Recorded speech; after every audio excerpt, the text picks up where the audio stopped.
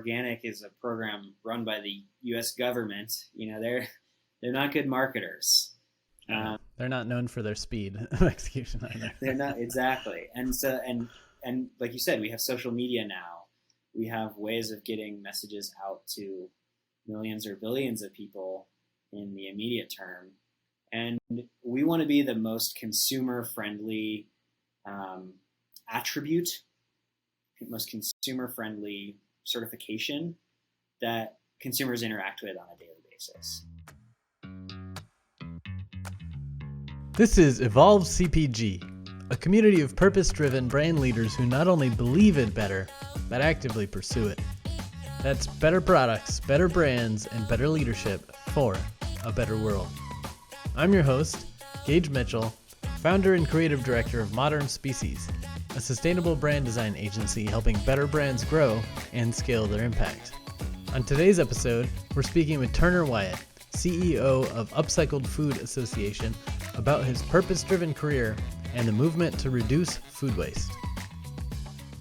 Hi everyone, my name is Turner Wyatt. I'm the co-founder and CEO of the Upcycled Food Association, which is a nonprofit, and we're working really hard to prevent food waste by growing the upcycled food economy. And really what that means is by making upcycled food a thing for most consumers. There's so many great upcycled products out there on the market, but as a consumer, you don't know which ones they are because there's no common thread. When you're walking through the grocery store, there's no way to see these are the upcycled products. That means if I want to have an impact on food waste, how do I know what products to buy? Which are the upcycled products? So we're building an environment in the grocery store and when you're shopping for food online or other products too, not just food, that makes it easier and more accessible for the average person, especially in the US, but all around the world too. So we'll get into some of the international versus national work that we're doing here. Very cool. That's awesome. Thanks for joining me, Turner. I'm obviously on Team Upcycled since it's something I've been seeing kind of grow in the industry, and I'm all about preventing waste / finding better solutions for climate change and so on and so forth. And since food always pops up as like 7 of the top 10 ways we can reverse climate change, I feel like solving for food waste, which is one of the biggest problems, is critical. So I really appreciate what you and your team are doing and always excited to keep spreading that movement. Before we dive super deep into that, though, I'd love to talk a little bit more about your background. I was noticing that you started studying kind of doing environmental studies in school, and all of your kind of companies that you've led thus far have some sort of food and environment kind of aspect to it. So where did that initial kind of love for the environment come from? Oh man, I don't know. I'm from Colorado, and so my dad took me skiing every weekend, and probably some love for the mountains, and then eventually maybe some, fear that the ski resorts are going to dry out because of climate change, Yeah. Which is like the most privileged. I mean, skiing is such an expensive sport, and growing Yeah. up in Colorado and getting to go skiing, it's like a super privileged perspective because obviously most environmental problems disproportionately affect lower income and communities of color. But hey, like whatever brings people to the table, I guess. I ended up studying environment and food because it was just kind of for a young person in college. It seemed like, oh, you mean you can smash these two problems together, food waste and food insecurity, and they just solve each other? That's just really appealing, to a 22-year-old, which is how old I was when I started. Actually, I'm here at the office randomly. I don't live in Denver anymore, but I'm here at the Denver Food Rescue office randomly because I'm passing through my old hometown. And so when I office out of here when I'm in the area. And that was an organization that I co-founded when I was 22 years old that helps to prevent food waste by picking up otherwise wasted food from grocery stores and delivering it to low-income families. Learned a lot, mainly about the challenges of, charity and the ways that there are unintended impacts of, people trying to do the right thing. And really it has to be resident-led and focused on health equity and racial justice and not just providing free food to communities, and particularly not necessarily healthy food to communities that are experiencing diet-related illness at disproportionate levels. So that was a huge learning experience, and very humbling, and still very near and dear to my heart, and grateful for them for letting me use their Wi-Fi. And one thing, I guess, led to another, and it just kept feeling like, man, food waste is a really impactful way to do this work. Last year, or maybe 2 years ago now, I saw that Project Drawdown ended up listing preventing food waste as the #1 solution to climate change. So that was the most validating thing ever, to have some research go behind that. Like, oh, great. Everything that I've been working on this decade has actually meant something. And then ultimately got to upcycling, sort of with, I think, being a little bit burnt out on philanthropy and burnt out on, nonprofits and their dependence on grants and donations, and thinking, hey, there's these big companies out there that are wasting so much food. They should have a huge financial incentive to prevent that waste, because it's just loss, The oil and gas industry is an example that I give sometimes. If there was $1 trillion worth of oil leaking out of a pipeline somewhere, not only would it be all over the headlines as an environmental disaster, but it would be a huge prerogative within that company to, stop that leak so that they could get that $1 trillion back. Yeah, well, that's happening. $1 trillion worth of food is going to waste every year. It is an environmental disaster. And so we need to reframe things to put the put the onus back on the shoulders of these big food companies that are profiting so much off the waste in the first place, but could profit more by reducing that waste, and kind of creating a consumer environment that really empowers people to prevent food waste with the products they buy. That's really cool. I hadn't thought about it in that lens of kind of like an oil spill, but it totally is that. If you think about it, it's just this, maybe instead of one company dumping an entire ship of oil into the ocean, it's all these companies dumping, sometimes tons of oil or sometimes a little bit of oil, but across the world, it's just this huge problem, and especially bad in the United States. But if the media framed it more as like an oil spill, maybe that would fire people up a little bit more to get behind it. But even without the kind of oil spill analogy, the fact that people can buy these delicious products that are just as good as non-upcycled products, maybe even better, but also fight climate change with it, I think is super appealing, because most consumers want to do something for the environment. But it's, they don't always have the time, the money, the whatever to participate in a super deep way. So giving them a super easy way to do it that just fits into their life, is fun, probably close to the same price, etc., is such a great opportunity to get the world kind of moving forward on that cause. Yeah, totally. Yeah. If we're all going to go to the grocery store this week, hopefully, not everyone has access to a grocery store, but we're all going to be buying food in some shape, form, or fashion, right? Hopefully.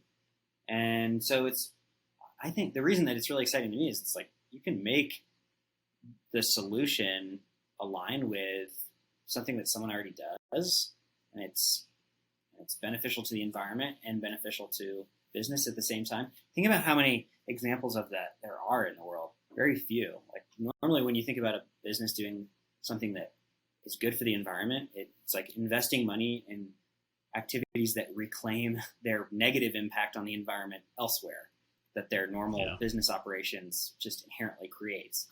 But with upcycling, we're telling these big conventional businesses that sometimes don't even necessarily care that much about sustainability, or at least they care about sustainability a lot less than they care about profits. Hey, you can do the right thing, and guess what? It also helps you accomplish your sustainability goals. And then also, take that as an analog for the consumer. Hey, you're going to the grocery store anyway. If there's a energy bar that is $2 on the shelf, it's good for you. Then there's a upcycled energy bar that's $2 on the shelf, and it's also good for you, but you're helping to prevent half a pound of food waste by purchasing that one, most people are going to go, oh, well, no brainer. I want to help the environment. Or maybe they don't even care about the environment. Maybe they just want to prevent food waste. And that's really the beauty, is that everyone cares about food waste. Everyone cares about food waste, whether you're super right, super left. Here's something I tell people to do. Think about the person who's the most opposite on the political spectrum from you. Yeah. I can visualize that person and then think, do they care about food waste?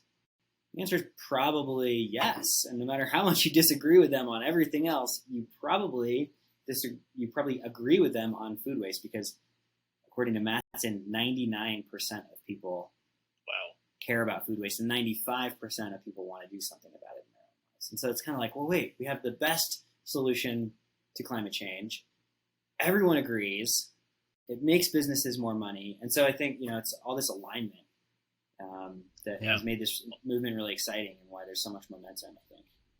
Well, I think what's also kind of another layer of alignment is that upcycled food isn't some weird new fad or trend. It's kind of what we as humans have been doing since the beginning of food, really, right? You make, let's say you're just like chopping up some veggies and you've got all these end pieces and whatever left over.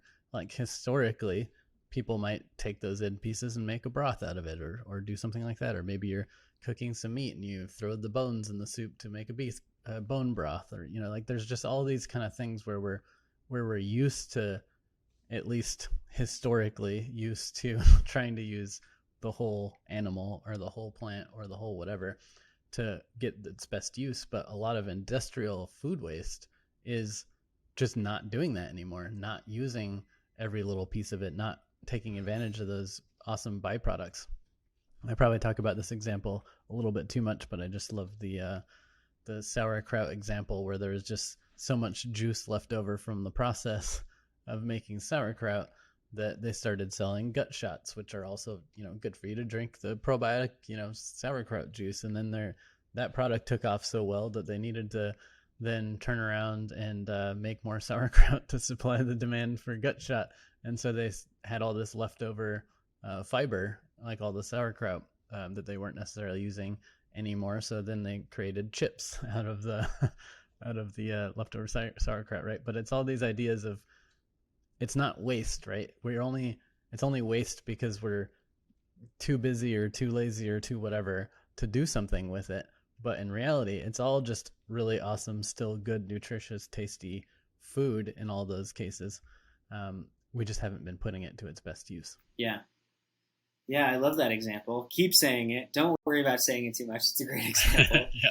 And yeah, it's so interesting, because you're right. We've been upcycling forever. And I think there's kind of this block in people's minds. It's like, well, what's the point of Upcycled Food Association if we've already been doing it forever and it's already, happening? And it's this historic part of our food history and culture. Then what's even the point? Why do you have to come up with some logo that shows people which are the upcycled products and things like that? And there is an answer to that.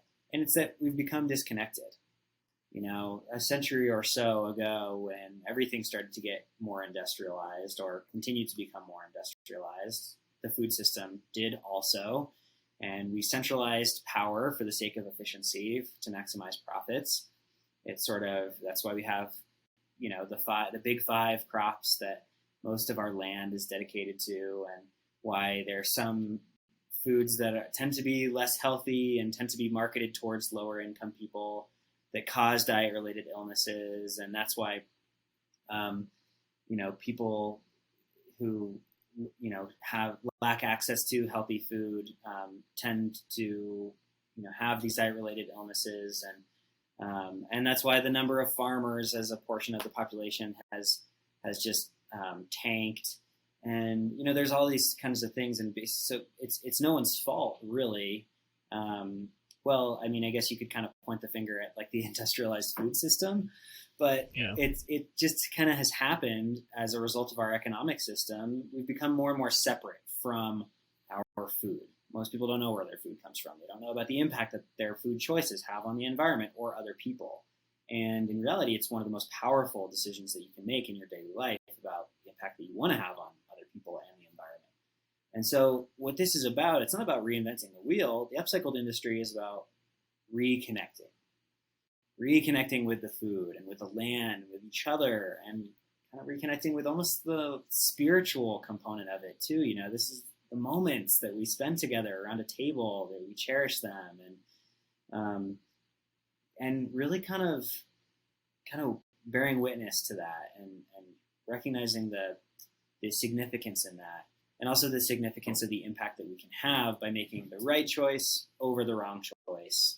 And I think that the growth of the upcycled industry and the increase in accessibility of upcycled products is going to make that decision just way more straightforward for most people. I want to find upcycled products because I know that prevents food waste, which I care about. Maybe it's because it's the best solution to climate change. Maybe it's because for some other reason, because I was brought up in a way where, we don't waste food in this household.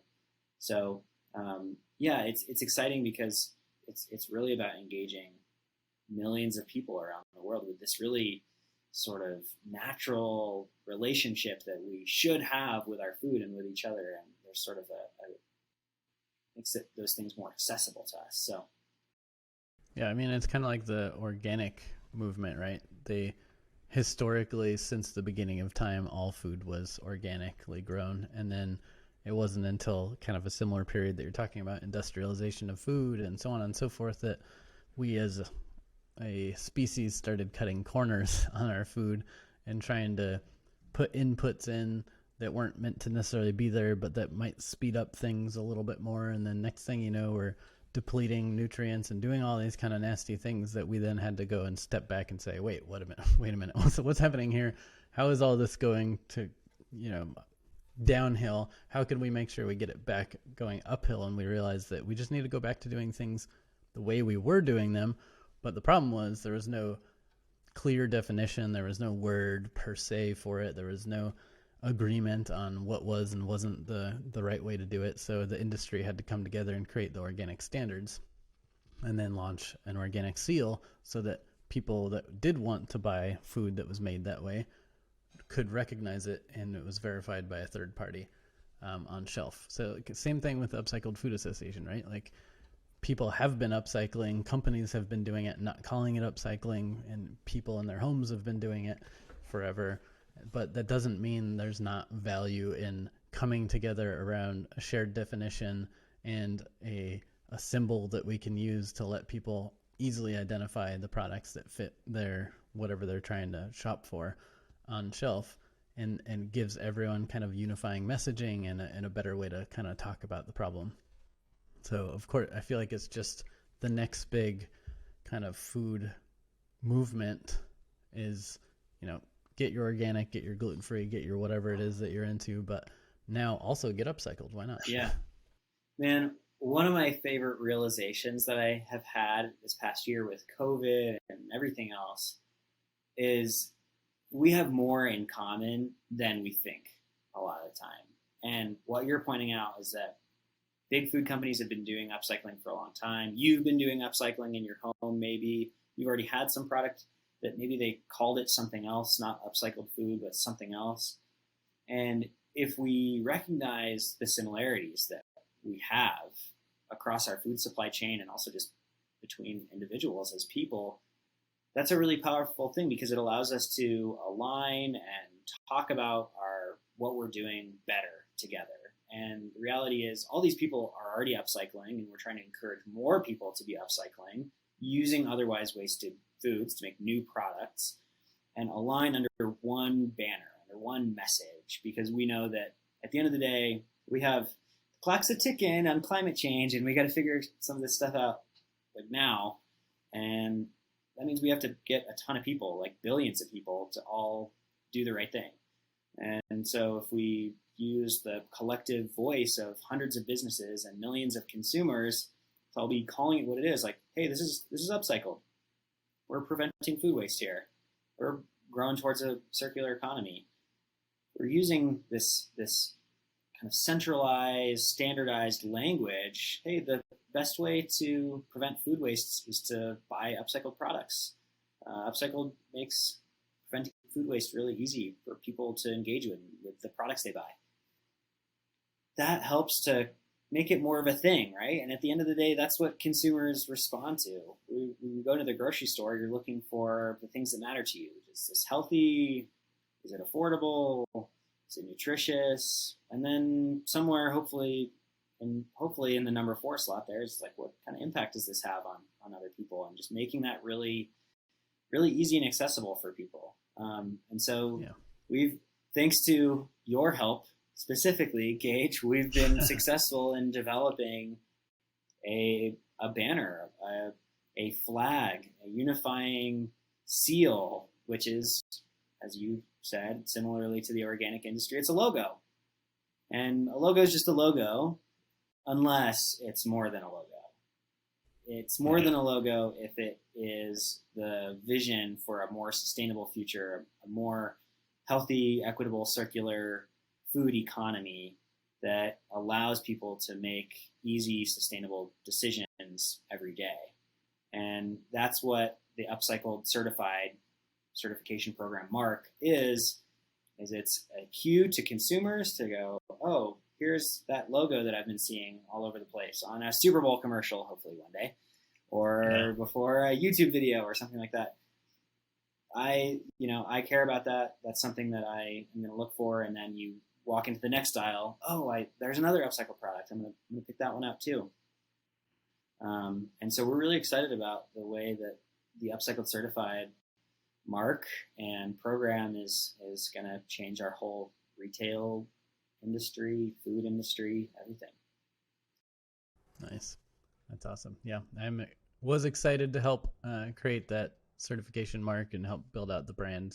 Again, just because I've been following the movement and wanting to contribute in some way, shape, or form. So it was just serendipitous that the opportunity came to help in that way. And I'm excited to start seeing the mark show up on shelf as more and more brands get certified and update their packaging. So that's, for me, like working in food and beverage or whatever in packaging, like that's one of the most exciting moments. Is you might be working on something 2 years before it ever hits a shelf, but then you go to the shelf one day in your local store or like a friend's store if you're visiting them, and you see this thing that you helped create right there on the shelf. It's always kind of like this exciting moment where you're like, oh, I contributed. I helped in some way bring that to the shelf, and now it's here for people to enjoy. It's just a fun moment. So I'm excited for that moment with UFA. Oh my gosh. We've been talking about that for years. The first time, I think I'm going to drop down and cry. The first time I see the Upcycled Certified logo in a grocery store, I mean, it's overwhelming because think about it. It's going to be printed on hundreds of billions of food packages eventually. Yeah. And so talk about scaled impact.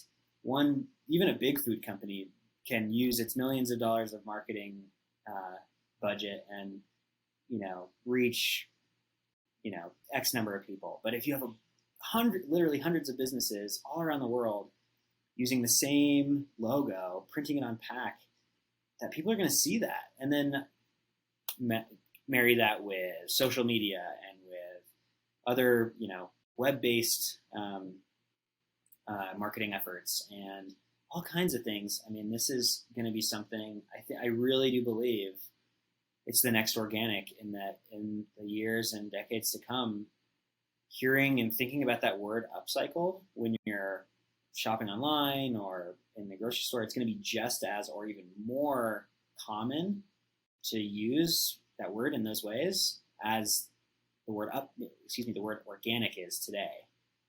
So it's really exciting because think about how many people interact with that word organic on a daily basis. Billions, right? So that's where we're going. And the benefit is like the USDA organic seal / the movement took a good 40 years to start getting like mainstream awareness around what it even is or trust of the mark. But the UFA and the Upcycled Food Certified kind of mark won't have that barrier because, like you mentioned, social media, the internet, so many more products now than there were back in the past. So many more consumers being open to trying all these new movements, right? Whereas in the early days of organic, people are like, well, what's that? Like they had all these misconceptions of, oh, that's just food with dirt and bugs on it or something like that, because they just didn't even know what it was, right? But with now people are like, what? A new trend, a new something free or non-GMO or whatever. Like all those movements take up speed so much quicker because people are more open to it and there's more ways to get the word out. And not to mention, organic is a program run by the U.S. government. They're not good marketers. They're not known for their speed of execution either. They're not, exactly. And like you said, we have social media now. We have ways of getting messages out to millions or billions of people in the immediate term. And we want to be the most consumer-friendly attribute, most consumer-friendly certification that consumers interact with on a daily basis.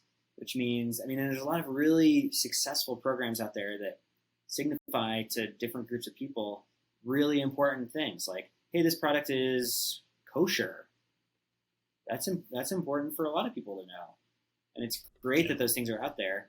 And what we're trying to do is really kind of take that sort of bland and,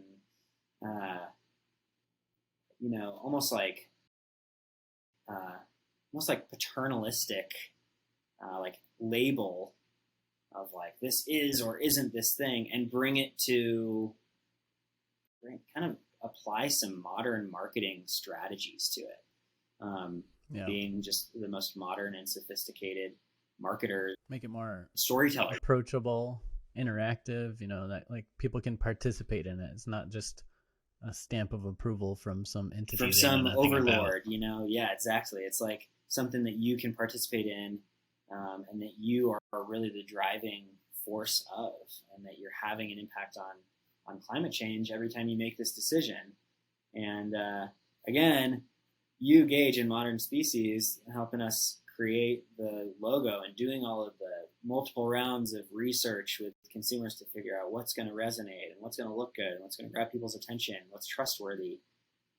And we're really happy with the way that it's turned out. And I'm so excited for the day when someone I don't know, that's going to be the most validating at all. When someone I don't know, it's like picking something off of the shelf. Like, hey, why are you picking that one? Well, I only buy Upcycled. My whole cart is filled with just Upcycled products. So that'll be the day when you've made it. Exactly.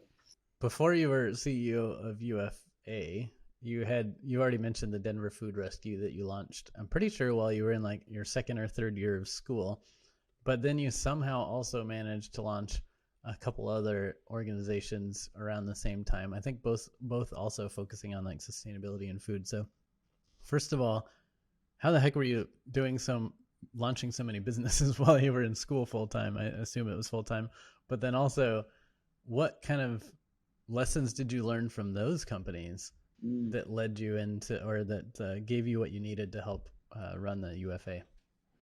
Yeah. Well, Denver Food Rescue, I kind of talked about some of the lessons that I learned there.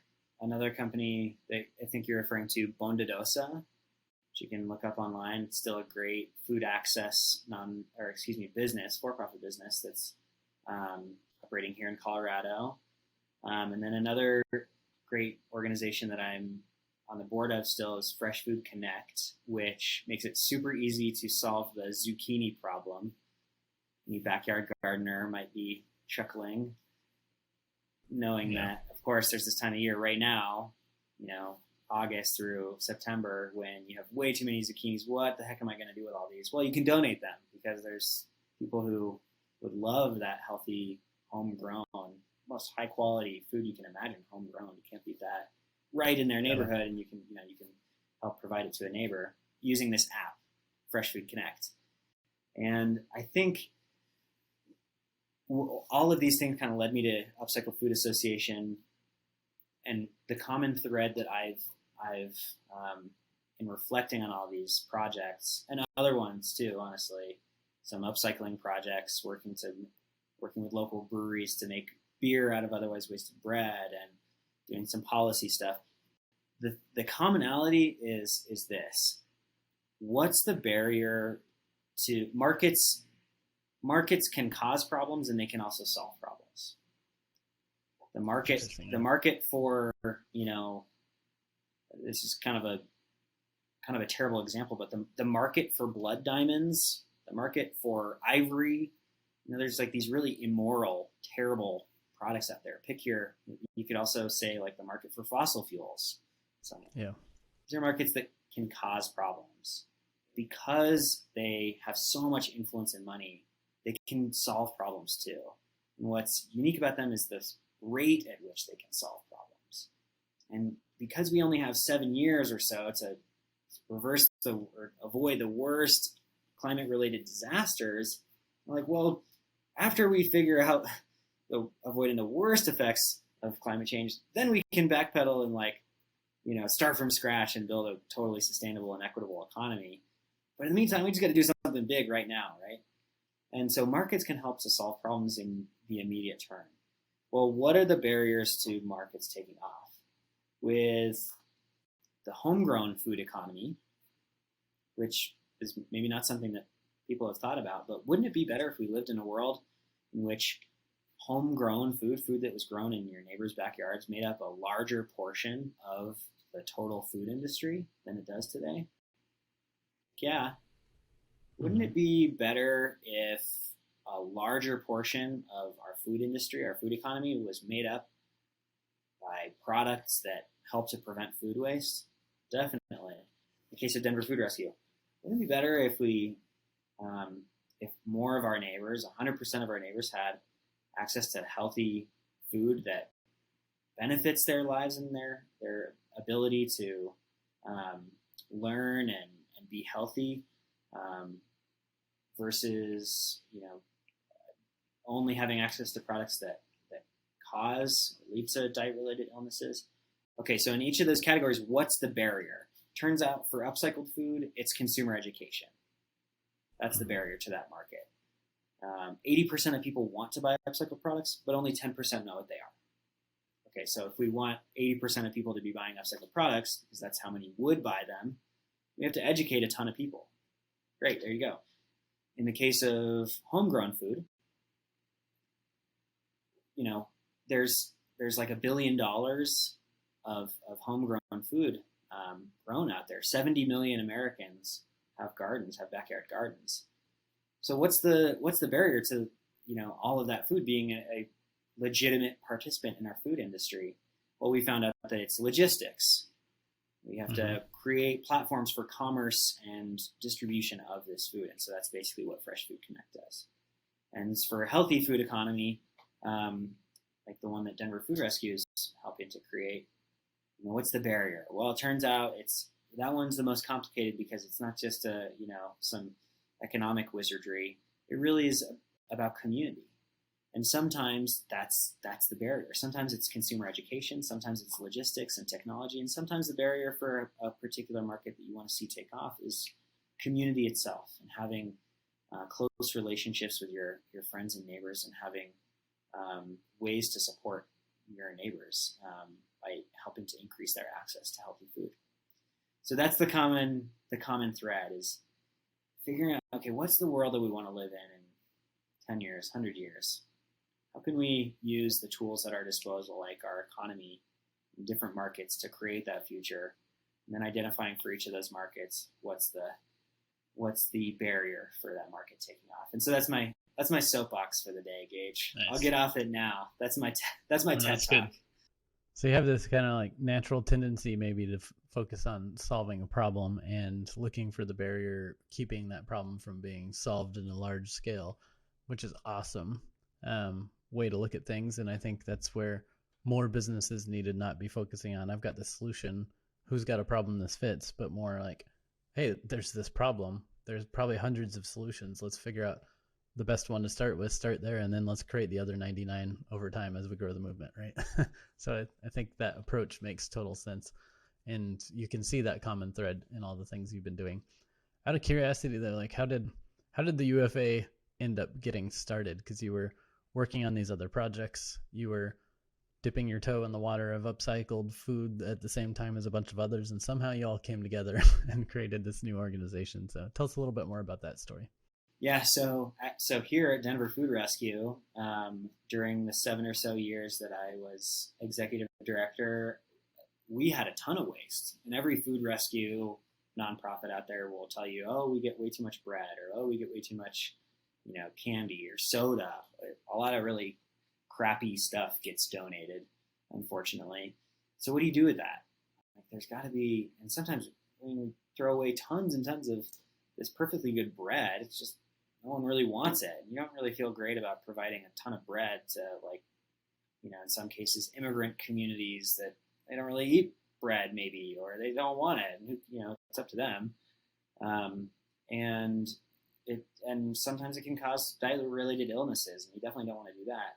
But it can definitely have value for the organization still. So let's figure out a way to tap into that value. So we worked with Izio, a local bakery, and the Post, a local brewery, to brew that excess bread into beer, and then sold it at local restaurants, and made a bunch of money for Denver Food Rescue. So it's kind of like, whoa, upcycling can be a tool to gain financial independence or gain revenue for these organizations that are just famously cash-strapped and dependent on the unreliable goodness of people's hearts, right? So that was kind of my foray, and I started doing some networking and realizing, wow, there's a lot of businesses out there that are already doing this for profit.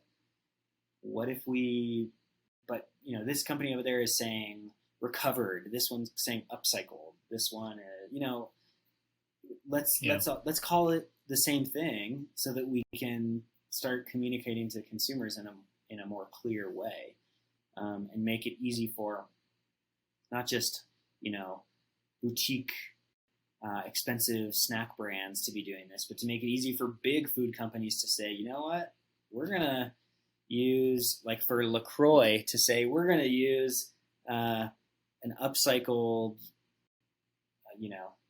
flavoring in fruit our or something, in our oil essence or something like that, which is not something that, to my knowledge, is something that they're doing. But imagine if LaCroix put even a tiny bit of upcycled flavoring in their products. People buy so much of that, it would have a huge impact on food waste. So making it really easy for businesses to do the right thing by saying, you're already using this ingredient, just use an upcycled version of that same ingredient, and all of a sudden same product, it's just more sustainable. It's helping to prevent food waste. So you started connecting in with all these other people in the industry doing similar things, but calling it different, and somehow y'all unified and launched the association. I know with so many stakeholders coming to the table, sometimes it could be hard to move forward. Like you were talking also about nonprofits, like you were getting a little bit burnt out on how, you're so dependent on handouts when you're running a nonprofit, whereas the benefit of a for-profit is you're creating your own financial sustainability, right? By creating products and selling them. So how did you get this big group of people that all, their hearts were all in the right place, obviously, since this is mission driven, but they all probably had like slightly different agendas. How'd you all get that group of people to come together and decide, yep, we're all going to form this one association together and we're all going to agree to one standard?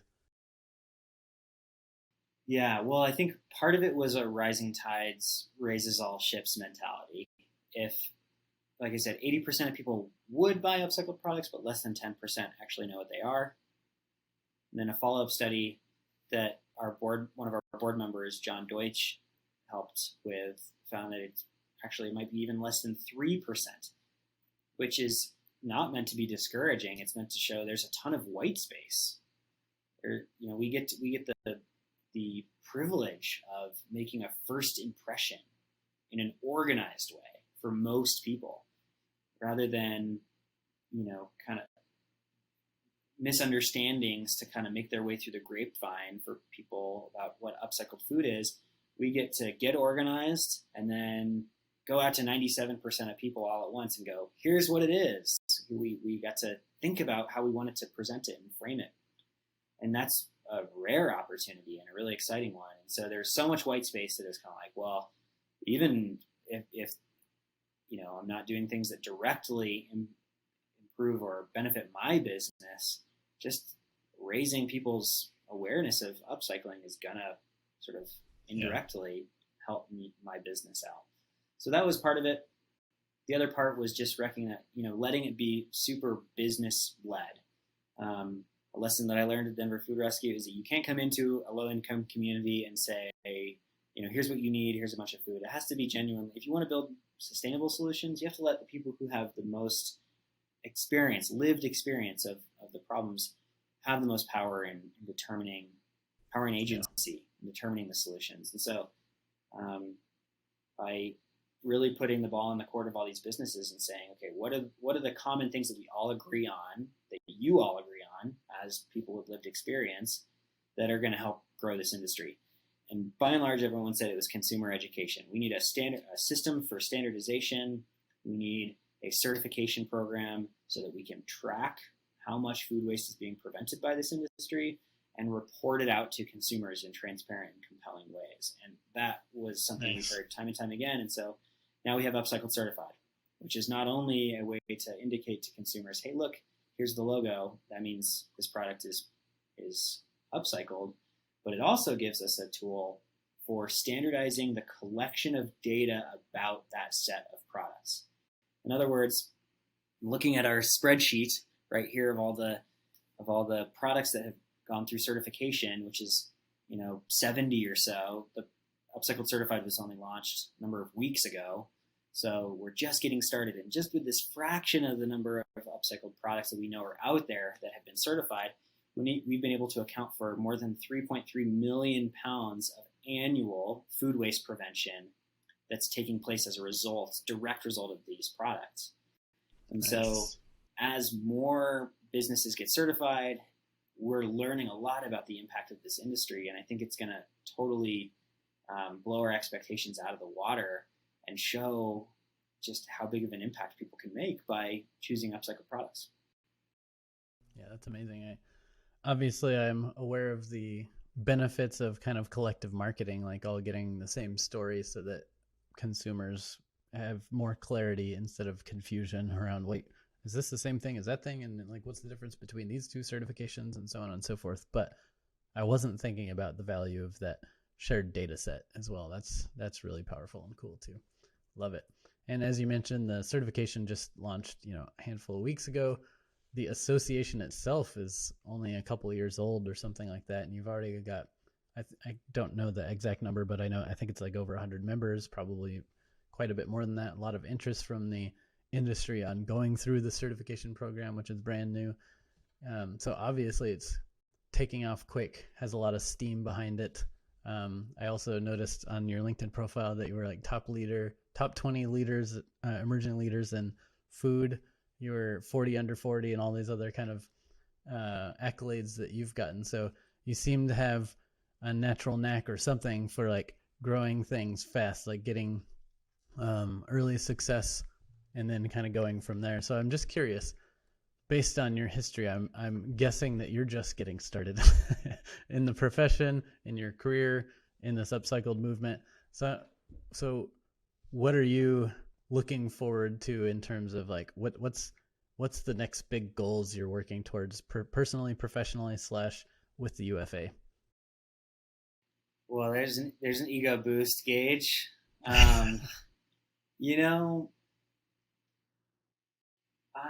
With UFA, the upcycled industry is happening, and it's happening right now. And as a food business, big or small, or yet to be invented, you have to be thinking about this because this is the future.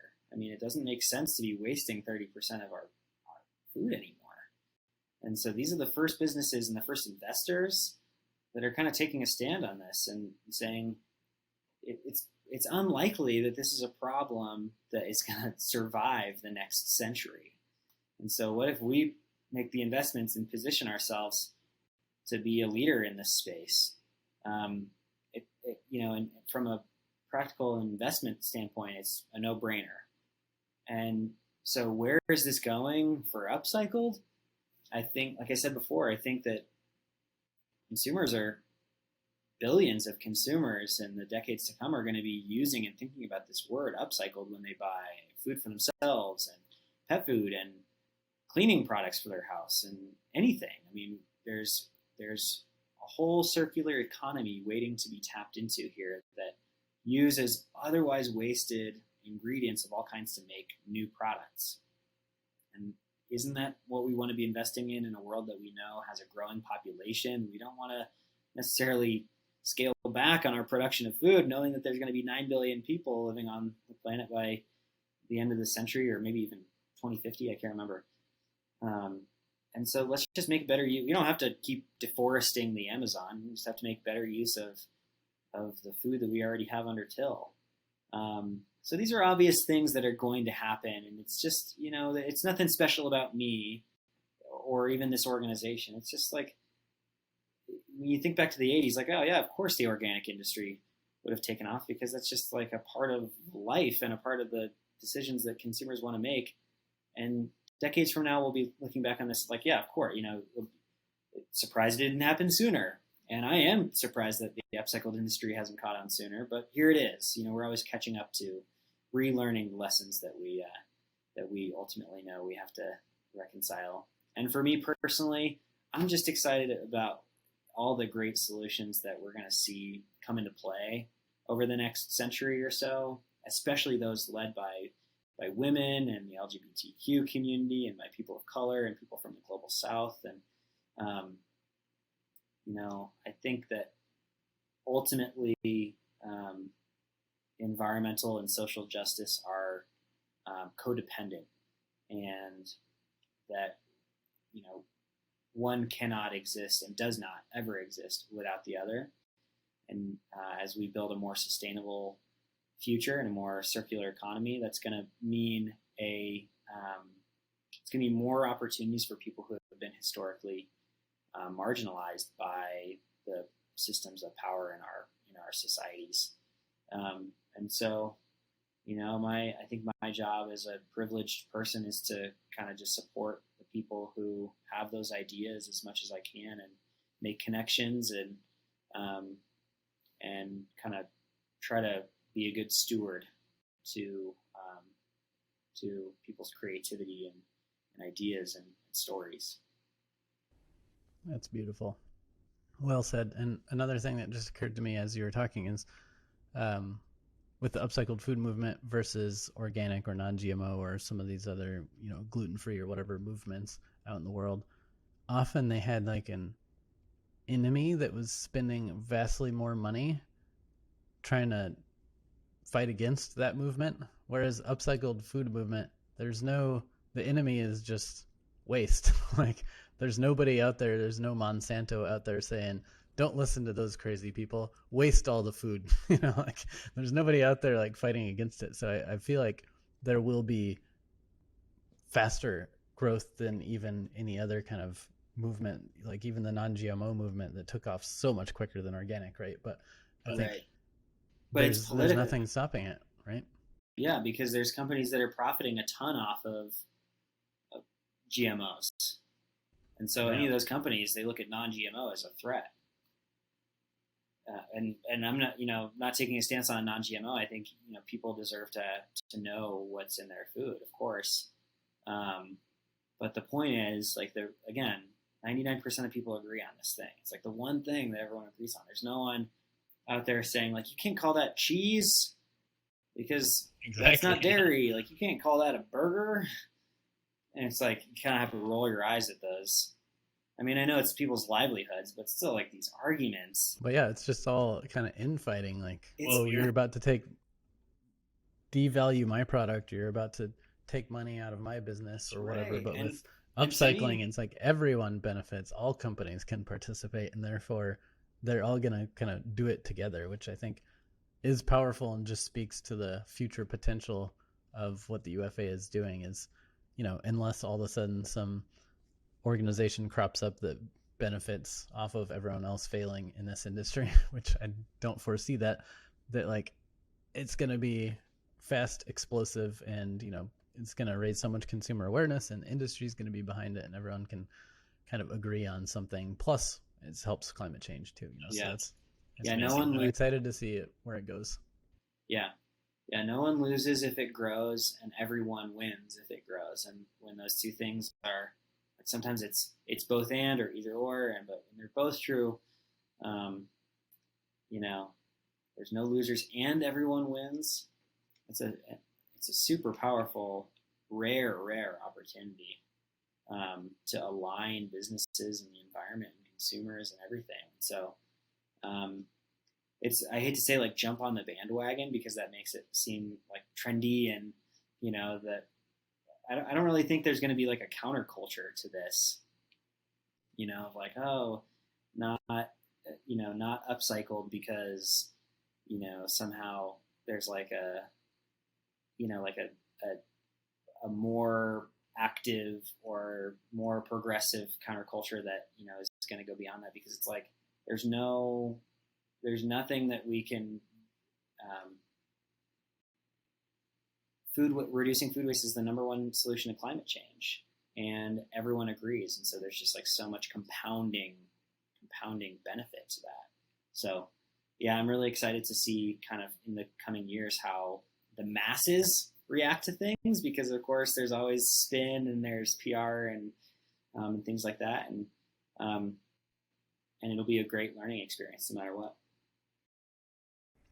Yeah, you're right. I think the biggest potential upcoming challenge will just be media outlets portraying it in a somewhat weird light, as opposed to just this great, awesome, beautiful food just being used better kind of light, where, we've obviously seen some of the early stories kind of likening it to dumpster diving or something, but it has nothing to do with that.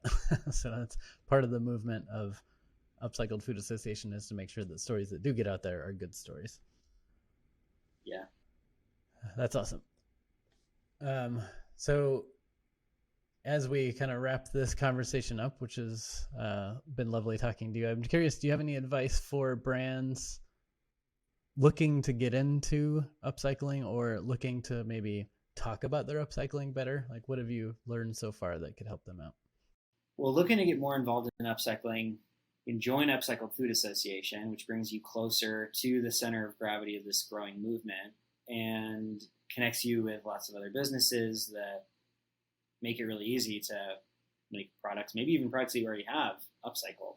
There's a ton of upcycled ingredient suppliers out there. You can just buy their ingredients the way you would source any other ingredient and put it in your product, and there you go. You got an upcycled product. You don't have to develop your own complex upcycled supply chain. A lot of that work has already been done, which is awesome. And then for those who want to talk about their upcycling better, that's really what Upcycled Certified is all about, is bringing everyone under one third-party verified, legitimate, strategic messaging strategy that is replicated billions of times on product packages all over the world, and can reach more people. And so, both of those opportunities are things that are really easy to get involved with, and the best place to learn more is on our website, upcycledfood.org. That's awesome. So there you go. For consumers, buy up.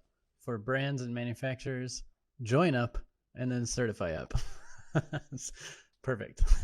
No wonder Gage is our go-to guy for marketing.